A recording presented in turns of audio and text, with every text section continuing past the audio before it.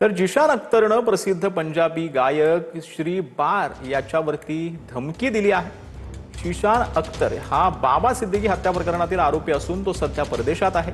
जिशान अख्तरचं नाव सध्या पाकिस्तानी दहशतवादी शहजाद भट्टीशी जोडलं जातं।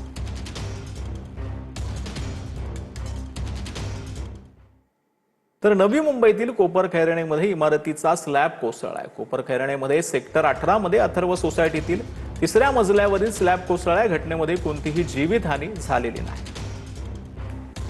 तर कोपरखैरणेमध्ये इमारतीचा स्लॅब कोसळल्याची माहिती मिळते। कोपरखैरणेमधल्या सेक्टर 18 मधील अथर्व सोसायटीतील तिसऱ्या मजल्यावरील हा स्लॅब कोसळल्या घटनेमध्ये कोणीही दगावलेलं नाही किंवा जीवितहानी जी आहे ती झालेली नाही।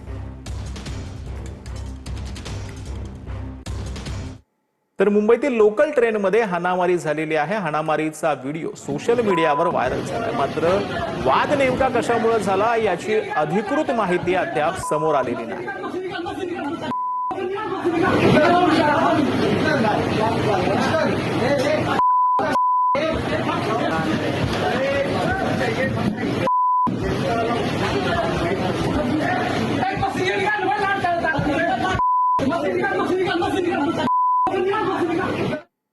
तर पंढरपुरात जोरदार पावसानं हजेरी लावल्या। पावसामुळे भाविकांची चांगलीच तारांबळ उडाली आहे। दुपारपासून पंढरपुरात पावसाची संततधार जी आहे ती सुरू झालेली आहे। पंढरपूरमध्ये सध्या पाऊस बरसताना पाहायला मिळतोय। पंढरपूरमध्ये पावसानं हजेरी लावल्यामुळे आता वातावरण जे आहे ते सुखमय झालंय, कारण की गेल्या अनेक दिवसांपासून या संपूर्ण परिसरामध्ये पाऊस पडलेला नव्हता। अखेर पंढरपूरमध्ये पावसानं हजेरी लावलेली आहे।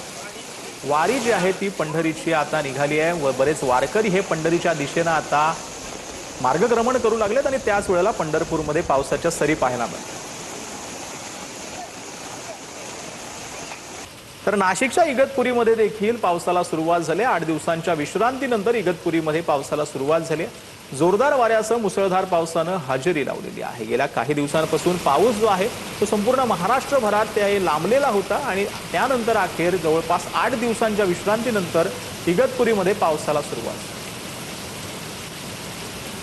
तर जालना जिल्ह्यातही काही दिवसांच्या विश्रांतीनंतर पावसानं घनसांगवी शहरासह तालुक्यात वादळी वाऱ्यासह जोरदार आगमन केलंय।